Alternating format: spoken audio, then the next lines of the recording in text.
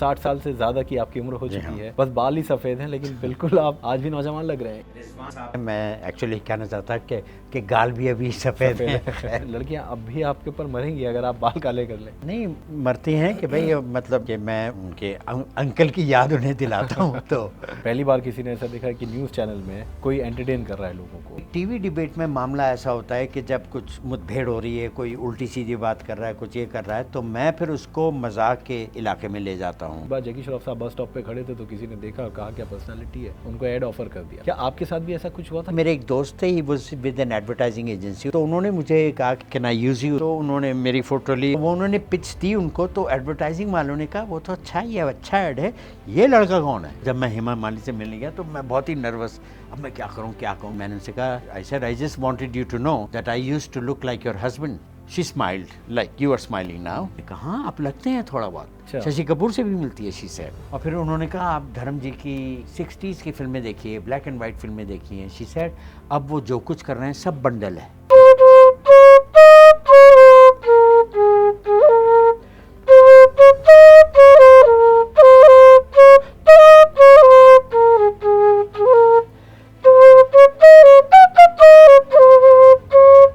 आदाब podcast with तहज़ीब में आप सबका इस्तकबाल है। मैं हूं आपका मेज़बान रिजवान ख़ान और आज भी हमारे इस पॉडकास्ट के एक बेहद ख़ास मेहमान हमेशा की तरह हमारे साथ मौजूद हैं और उनके बारे में क्या कहा जाए, आप सब उनको जानते हैं, ज़माने से उनको जानते हैं।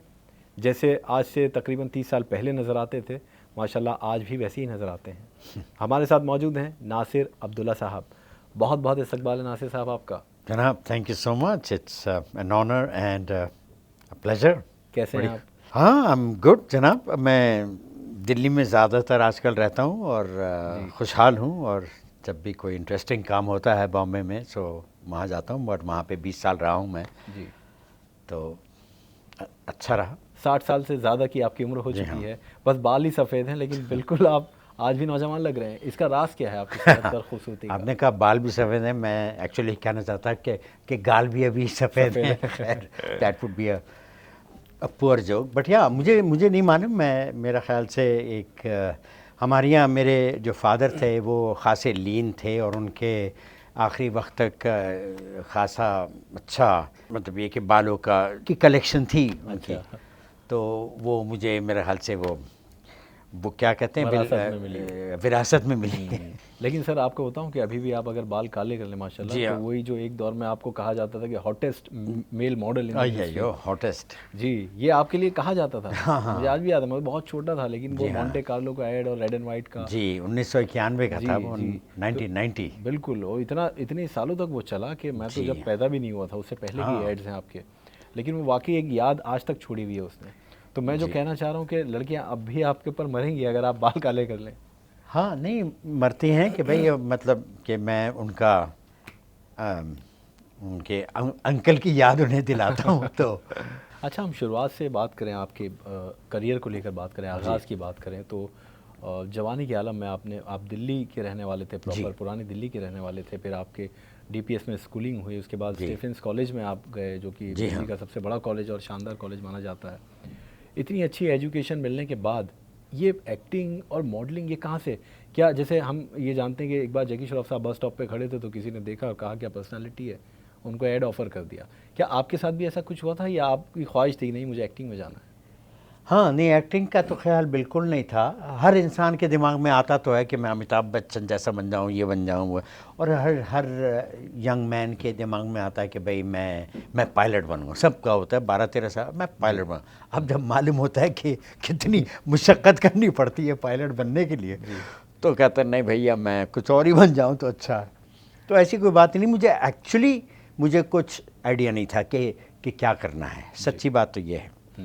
ये चीज़ें होते होते हुई और मैंने क्योंकि ये इसमें मैं एक्चुअली कंफर्टेबल था, हालांकि मैं कंफर्टेबल मॉडलिंग में भी नहीं था, इश्तिहारात में भी नहीं था, क्योंकि हर इंसान को, बहुत से इंसानों के, ज़्यादातर इंसानों में ये बात होती है कि वो थोड़े से कैमरा शाय होते हैं। तो कैमरे के सामने वो ज़रा से बौखला जाते हैं और ठीक से मुस्कुरा नहीं पाते, या फिर आँखों में उनके दिखता है डर और यहाँ पे मुस्कुराहट, तो वो अजीब लगता है। तो बहुत सारी चीज़ें हैं जो मैंने बाद में सीखी और मुझे भी मुश्किलों का सामना एक्चुअली करना पड़ा। इश्तिहारात में अब ये सोच लीजिए कि फ़िल्मों में जब आपको डायलॉग देने होते हैं तो फिर कितनी ज़्यादा जिम्मेदारी होती है। जी। अब अगर आपको फोटोग्राफर ने कहा कि भाई स्माइल, अच्छा मैं नर्वस हूँ, मैंने हल्का सा कर ही दिया, ठीक है, लेकिन to say some lines for a film as an actor, तो मेरे लिए ये भी मुश्किल था। और बहुतों के लिए होता है। दुखी होना कि सर में दर्द हो रहा है आसान है दिखाना कि ओह यूँ कर लिया, बस ऐसे ऐसे कर लिया, हो गया। लेकिन असली मुस्कुराहट देना आसान नहीं होता है, लेकिन कुछ लोग हैं दे हैव टू गिफ्ट। तो बाय चांस ये चीज़ ऐसी हुई कि मेरे एक दोस्त थे, he was with N advertising agency, उसका नाम था एवरेस्ट। उन्होंने मुझे इस्तेमाल किया, he was an aspiring photographer वो थे, and he was a copy writer. तो उन्होंने मुझे कहा कि यार मैं ज़रा कैन आई यूज़ यू, तुम्हें मतलब मैंने प्रेजेंटेशन देनी है। तो उन्होंने मेरी फ़ोटो ली और अपनी बीवी को साथ में रखा, जैसे कि मेरी बीवी हैं या गर्लफ्रेंड है। तो वो उन्होंने पिच दी उनको, तो एडवर्टाइजिंग वालों ने कहा वो तो अच्छा ही है, अच्छा ऐड है, ये लड़का कौन है? अच्छा। तो उन्होंने कहा ये मेरा दोस्त है, मेरा नेबर है, but we are only trying using him for this. आप जो इसे नहीं, इन्हीं को इस्तेमाल कर लो। अच्छा। तो एक्चुअली टाई का इश्तेहार था कोई मैगज़ीन का ऐड, ज़ोरेक्स, ZOREX, मुझे अभी तक याद है। तो मैंने कहा लो आम के आम गुठली के दाम। तो बाल बाल बच गए और फिर वो मुझे मिल गया एक जॉब। उसके बाद हल्के हल्के, बहुत हल्के हल्के, कुछ इधर कुछ इधर, फिर मैंने होने लगी बातचीतें। बट दिल्ली में इतना काम नहीं था, लेकिन मैं बॉम्बे नहीं जाना चाहता था। I didn't really want to do this. लेकिन ये थोड़ा आसान काम था, ज़्यादा कुछ इसके लिए पढ़ाई नहीं करनी पड़ती, मुशक्क़त नहीं होती ज़्यादा, नहा धो के अच्छी तरह शैम्पू करके शेव वेव करके पहुंच जाओ। उस वक्त तो मैं शेव भी नहीं करता था शायद जब मैंने शुरुआत की है।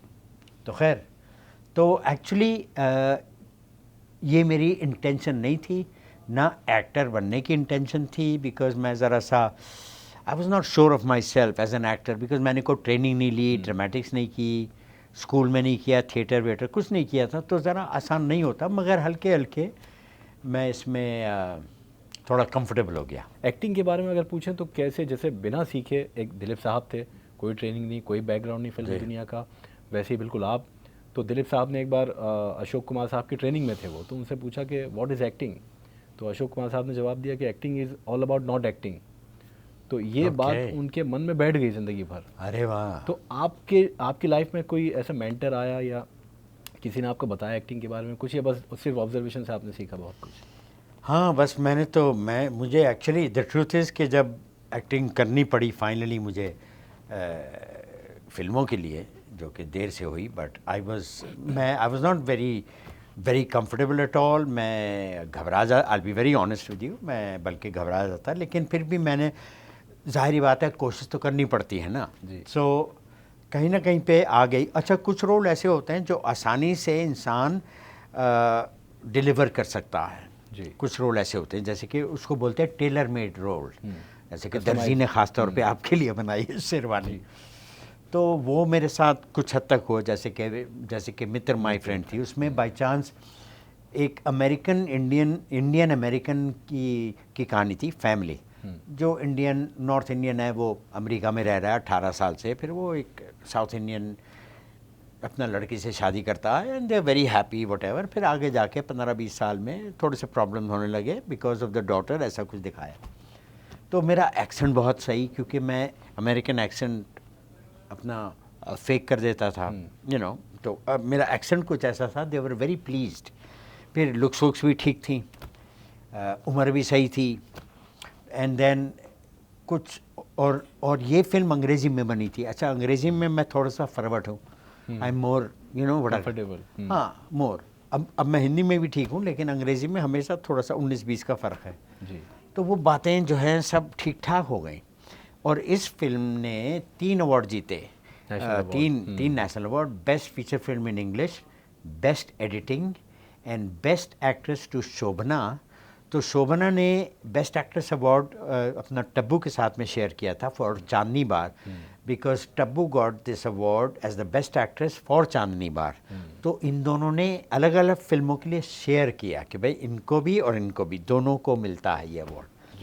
तो मुझे तो बहुत खुशी हुई कि भाई हमारी फिल्म को इतने सारे अवार्ड मिले। तो राष्ट्रपति भवन में हमारा इस्तकबाल हुआ, तो बड़ा अच्छा लगा कि भाई क्या बात है। एंड यू नो, तो शोभना की असल में the acting was excellent, you know, she played a very strong woman, जो कि हालात बिगड़ते हुए हालात से उभर कर अपने आप को बचा पाती है और अपनी ज़िंदगी को फिर से यू नो अच्छा बना लेती है, despite all the frustrations, all the problems with her husband and the daughter. तो या आई गॉट लकी एंड तो बस ये है कि भाई कुछ तो ऐसे होते हैं, और कुछ ये होते हैं कि भाई थोड़ा बहुत you have to work and then the director is there to tell you कि भाई ये ज़रा इतना। तो उसने मेरे से कहा एक बार, भाई अरे भाई नासिर साहब, मैं I don't want to see a Nasir, I want to see Prithvi. Okay किसी भी एक्टर को बहुत सारे कैरेक्टर्स मिलते हैं, मुख्तलिफ किरदार उसको अदा करने होते हैं फिल्मों में, तो कितना आपको लगता है कि फ़िल्म के किरदार जो उसको करने के मौके मिलते हैं वो उसकी निजी ज़िंदगी में काम आते हैं, यानी तब्दीली लाते हैं या बदलाव लाते हैं? कभी आपके साथ ऐसा हुआ कि किसी किरदार ने आपको इतना इम्प्रेस किया हो कि अपनी पर्सनल लाइफ में आपने उसको फॉलो करना शुरू किया हो? एक्चुअली नहीं, हालांकि जो आप बात कह रहे हैं इसके बारे में सुना है मैंने, बहुत से लोगों ने इम्बाइब किया है। अभी भी हमारे कुछ एक्टर हैं, अमन वर्मा हैं, और he is like Dilip Kumar, he is very good, और मैंने उनको शाबाशी दी। मैंने कहा भाई आपको you know I have to give it to you because he is a very very very talented actor, और बहुत से हैं, सब हैं। लेकिन मेरे दिमाग में कभी कोई ऐसा ख्याल आया नहीं समहाउ, पता नहीं क्यों। इसलिए नहीं आया शायद क्योंकि मैं एक्टिंग का कोई ख़ास वो नहीं था, व्हाट इज़ दैट, पुजारी नहीं था कि मैंने एक्टर ही बनना है। एक्चुअली दैट इज़ वाई, वरना होता ज़रूर। फिल्में बहुत सारी अच्छी लगी मुझे, और फिल्मों के किरदार, अंग्रेज़ी के, हिंदी के, जो भी फिल्में थी हमारी, बहुत अच्छे अच्छे एक्टर हमने देखे हैं। लेकिन मेरे दिमाग में ऐसा कभी कोई ख्याल नहीं आया कि मैं ये ऐसा बनना चाहता हूँ या ऐसे मैं काम करना चाहता हूँ। और बहुत से लोग ऐसा करते हैं, वो अंडरस्टेट करते हैं, आहिस्ता बोलते हैं, मैं थोड़ा ज़ोर से बोलता हूँ, और वो ऐसे मतलब अपने क्या कहते हैं, बड़बड़ाहट नहीं कहते, क्या कहते हैं वो, हाँ मैं तो यही सोच रहा था, आहिस्ता बोलते हैं बहुत। और मैं, हाँ भाई क्या कर रहे हो, वो कहते हैं हाँ मैं तो सोच रहा था कि मैंने कहा भैया मेरी आवाज़ से थोड़ा सा मैच तो करो। तो अभी राहुल देव साहब मेरे साथ एक अपना किरदार वो कर रहे थे फॉर अ पंजाबी फिल्म, तो पता नहीं मैंने इतनी ज़ोर से कुछ ऐसे बोला, उनको हंसी आ गई। अच्छा। और फिर वो हंसी छूटी नहीं उनकी, तो we had to take a break. एक वो फिर अटक भी जाता है। कुछ एक्टर्स ऐसे होते हैं, गलती करते हैं तो बार बार वही गलती करते रहते हैं, कितनी लाइनें ले लो। तो सुना है कि हेमा मालिनी के साथ ऐसा हुआ था कि वो जब she has a south Indian accent, तो उन्होंने कहना था कि ये सीता और गीता थी फिल्म शायद, मैंने देखी नहीं फुली बट याद है थोड़ी बहुत। तो मेज़ को देख के जो स्ट्रॉन्ग हेमा मालिनी है, उसको ऐसा कहना था कि ये टेबल इतनी गंदी क्यों है, ऐसे वहाँ पे नौकर से या फिर मुलाजिम से। तो उन्होंने अपने एक्सेंट से कहा ये टेबल इतनी गंदी क्यों है, ऐसे कुछ कहा। तो उन्होंने 70 टेक ले लिया। फिर उन्होंने कहा कोई बात नहीं, हम इसको डब करके जो भी है कुछ अपना कर लेंगे। They could not handle it, ऐसा सुनने में आया। तो मैं हेमा मालिनी से मिला। By the way Dil Aashna Hai was my first film and also Shahrukh Khan first film. तो लेकिन इतनी देर लगी उसको बनने में, तो we were both being introduced in the film, लेकिन Shahrukh Khan being the better whatever, it was his first film. तो लेकिन उसको फिल्म में को बनने में इतनी देर लगी कि इतने में शाहरुख खान ने एक और फिल्म को कंप्लीट कर लिया, दीवाना, और वो रिलीज़ हो गई। So he could not be, he was not able to be introduce, so they had to introduce me. तो थिएटर में आया इतना बड़ा नाम, इंट्रोड्यूसिंग नासिर अब्दुल्ला। मैंने कहा कूल। तो जब मैं हेमा मालिनी से मिलने गया तो मैं बहुत ही नर्वस, अब मैं क्या करूं, because I was not really serious about acting. तो वो आके बैठी, बहुत खूबसूरत थी माशाल्लाह, उनकी माँ भी आ गई। तो मैं घबराया, तो मैंने एक अजीब बात उनसे कही। मैंने कहा बाय द वे, पहले मैंने उनसे कहा अंग्रेज़ी में कि by the way my Hindi is okay. कोई सबूत नहीं था उनको अभी तक। अच्छा। वो खुद, उनको हिंदी इतनी अच्छी नहीं आती बट नॉट बैड। फिर मैंने एक और हिमाकत की, मैंने उनसे कहा and I said I just wanted you to know that I used to look like your husband. मैं मेरी शबात आपके हस्बैंड से मिलती थी। अच्छा। थी, मैंने थी कहा, मिलती है नहीं कहा। She smiled like you are smiling now, she also smiled. तो मैंने इसलिए कहा था, मैंने इसलिए नहीं कि मेरे अंदर ऐसा घमंड है, मैं उल्टी सीधी बातें करता हूँ, नहीं। कुछ लोगों ने ये बात कही थी मेरे से। शर्मिला टैगोर ने एक बार मेरे से बात कही थी, वो मुझे इंटरव्यू कर रही थी, न्यूज़ ट्रैक का मैगज़ीन आता था। तो मैंने कहा कि मैंने हेमा जी से ये बात कही। उन्होंने कहा हाँ आप लगते हैं थोड़ा बहुत, बिकॉज उन्होंने धर्मेंद्र के साथ काम किया हुआ था इन अ फिल्म कॉल्ड सत्यकाम और something, Satyakam. She said you look like him. तो मैंने कह दिया। तो बाद में मैंने अपने दोस्तों को बताया कि मैंने उनसे ये कह दिया क्या। तो उन्होंने कहा बेटा नासिर, तुमने अपने पैर पे कुल्हाड़ी मार ली, अगर कोई चांस था भी तो गया, इट्स ओवर। तुम क्या समझते हो अपना, क्यों कहा ऐसे, मतलब what a thing to say, I look like your husband and you know what are you trying to से।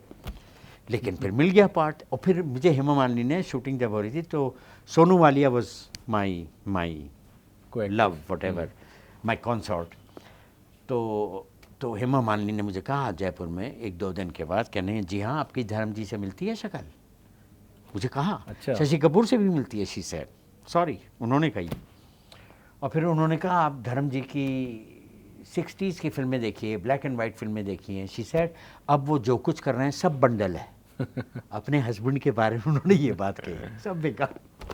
मुझे हैरत कि मुझसे कह रही हैं अपने हस्बैंड की बुराई कर रही हैं।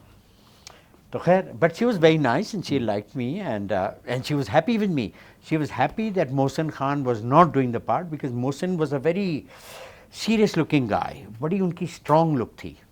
And I was a funny guy, I was easygoing, I was nice, I was sweet, and more good looking and more young. तो अच्छा, ये जो फ़नी गाय आप कह रहे हैं बार बार, और अभी मैं आपको इस पे बात करना चाह रहा हूँ क्योंकि बहुत ज़्यादा लंबी बात नहीं करेंगे इस पर जी, क्योंकि आपने बहुत ज़्यादा सीरियस किरदार अदा किए फिल्मों में, जी, बहुत सारे ऐसे, लेकिन एक इमेज ये आपकी बनी थी। लेकिन अब 30-40 साल बाद आपको उस प्लेटफॉर्म पर, जो बहुत सीरियस प्लेटफॉर्म है, न्यूज़ का प्लेटफॉर्म है, वहाँ पर बहुत सीरियस डिबेट्स होती हैं, करंट इश्यूज़ को लेकर डिबेट्स होती हैं, आपके कई मीम्स आ जाते हैं, यानी आप सबसे ज़्यादा फनीएस्ट थिंग करते हैं वहाँ पर, या ऐसे कोई स्टफ्स करते हैं या ऐसी कोई चीज़ें करती हैं जो मीम्स बन जाते हैं, और लोग आपको अब इस इमेज से जानने लगे कि आप बहुत फ़नी हैं। तो क्या आप कॉमेडियन, मतलब इस तरह के कैरेक्टर्स आपको मिले कभी फिल्मों में? हमने तो देखा नहीं कभी। तो ये कैसे हो जाता है, क्या नेचुरल है ये? हाँ, असल में दो चीज़ें। एक तो फिल्म में तो ये होता है कि सब लिखा हुआ होता है, आपके डायलॉग हैं, आप उल्टी सीधी बात नहीं कर सकते। अगर आपने पुलिस ऑफिसर का रोल करना है और आप मर्डर इन्वेस्टिगेशन कर रहे हैं, किसी का खून हुआ है, तो आप हंसी मजाक नहीं कर सकते, ज़ाहिर बात है, और लिखे होते हैं आपके रोल। लेकिन एक टीवी डिबेट में मामला ऐसा होता है कि जब कुछ मुठभेड़ हो रही है, कोई उल्टी सीधी बात कर रहा है, कुछ ये कर रहा है, तो मैं फिर उसको मजाक के इलाके में ले जाता हूँ। तो एक बार एक साहब थे, वो हमारी गवर्नमेंट के कोई साहब थे, तो वो कुछ और अपना, मैं एक्चुअली किसी पार्टी का नहीं हूँ, तो मैं वो उल्टी सीधी के हम लोग प्रो नक्सल हैं, प्रो एंटी नेशनल हैं, तो मैं ऐसे करके वायलेंट बजाने लगा, इमेजिनरी, जैसे खुफिया। तो एंकर ने कहा अरे नासिर साहब आप तो वायलेंट बजाने लगे। मैंने कहा मैं क्या कहूँ, इन्होंने मुझे आतंकवादी कहा हमें, तो हम तो बेचारे ऐसे ही हैं, हम तो डरते हैं वायलेंस से खुद ही, लेकिन हम वायलेंट बजा रहे हैं। फिर मैंने कुछ ऐसा कहा कि आतंकवादियों का नेशनल एंथम क्या होता है। मैंने कहा क्या होता है, मैंने कहा बम मारो bomb, because they want to put bombs. तो ऐसे पेट पे होता है ना बम लगे हुए उनके। इतना हंसे लोग, इतना हंसे। तो स्टूडेंट्स आए हुए थे कॉलेज के, it was a recorded show, it was not live, normally I am live. Okay. इतना हंसे मैं आपको बता नहीं सकता। I became a star suddenly, they were calling me in all the channels about some issue, कुछ था, तो मैं बल्कि बीमार था वो, बट तो I have to make fun because I don't want to get angry. अच्छा, वो हो सकता है कि आपके मिजाज में ऐसा हो, और ये बहुत अच्छी बात है कि सीरियस नोट पर या सीरियस बातों को आप बहुत कैजुअली या लाइट वे में लोगों को एंटरटेन करने के लिए, पहली बार किसी ने ऐसा देखा कि न्यूज़ चैनल में कोई एंटरटेन कर रहा है लोगों को, और इसलिए लोग आपको पसंद भी करने लगे। ऐसा नहीं है कि सिर्फ आपके एंटी हैं लोग। हम अपने नाज़रीन को बता दें कि आप एक्टिंग तो आपकी देखी है, मॉडलिंग का दौर आपका देखा, म्यूजिशियन आप हैं, फ्लूट बहुत अच्छी बजाते हैं, जिसका जिक्र अभी बीच में हुआ था हमारा, तो वो हम सुनेंगे आपसे, और गाना भी गाते हैं आप, और ख़ास तौर पे के.एल. सेगल साहब का। जी, मतलब ये भी आपने बताया था अभी गुफ्तगू में थोड़ी देर पहले शो से कि आप 30 साल पहले गाते थे 70 साल के शख्स के गाने, यानी अपनी यंग एज में आप बहुत अच्छा गाते थे गाने भी। आपके? हाँ, काफ़ी मास्टरी हो गई थी, लेकिन फिर मैंने अबैंडन कर दिया। फिर मुझे फिर काम मिलने लगा। आई मूव टू बॉम्बे, तो वहाँ पे मेरा काफ़ी अच्छा वक्त निकला। I was getting a lot of work and I got a bit famous also as a model. तो बट या थोड़ी बहुत I learn a bit of the flute. And मेरा फेवरेट गाना है पिया तो से नैना लागे रे फ्रॉम गाइड, जो सारी औरतें जानती हैं 8 साल की उम्र से 88 साल तक जी। ज़्यादा। So that's one thing in तो आई आप सिंग। हमें सुनाइए। जनाब, हाँ आप लाए फ्लूट लाए, हाँ जी हमने हाँ, देखा मैं आपको। यहाँ पे कंसील करके रखा है कोई। आज एक तो नया हुनर आपका हम अपने दर्शकों को यहाँ दिखाएंगे। 3 मिनट का गाना है, लेकिन मैं 2.5 में ख़त्म कर दूंगा, जी बिल्कुल। क्योंकि ओके पिया तो से नैना लागे रे, बस गॉड हेल्प मी।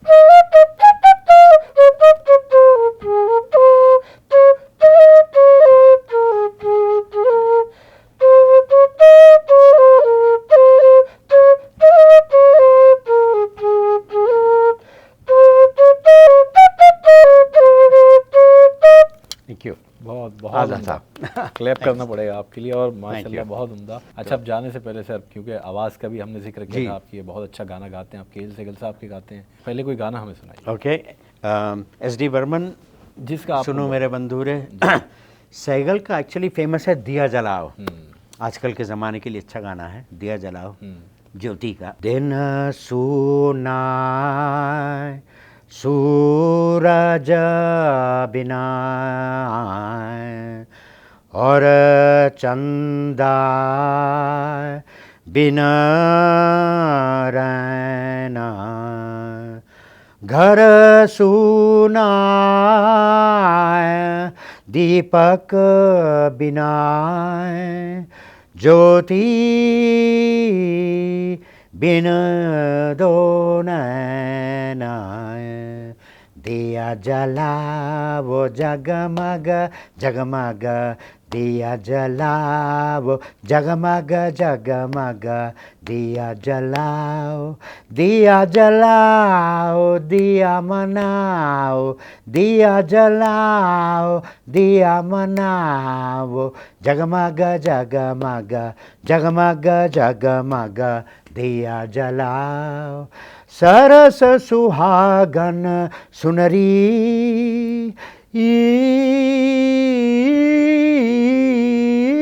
सरस सुहागन सुनरी, तेरे मंदिर में देख अंधेरा, तेरे मंदिर में देख अंधेरा, रूठ न जाए दिया तेरा, रूठ न जाए दिया तेरा, आजा दिया जलाओ, दिया मनाओ, दिया जलाओ, दिया मनाओ, जगमग जगमग जगमग जगमग, दिया जलाओ।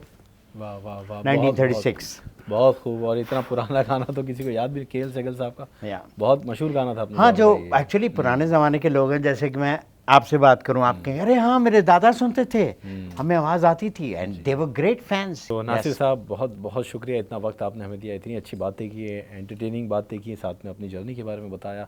हम तहे दिल से आपके शुक्रगुजार हैं। Thank you so much, it's been a pleasure जनाब, थैंक यू। Thank you. तो आज के हमारे इस पॉडकास्ट के ख़ास मेहमान थे नासिर अब्दुल्ला साहब। बहुत अच्छी खट्टी मीठी बातचीत उनके साथ रही। उम्मीद करते हैं आज का ये पॉडकास्ट आपको अच्छा लगा होगा। अगले शुमारे में किसी और शख्सियत के साथ इस पॉडकास्ट में रूबरू होंगे। आप देखते रहिए तहसीब टीवी। हमें दीजिए इजाज़त। आदाब।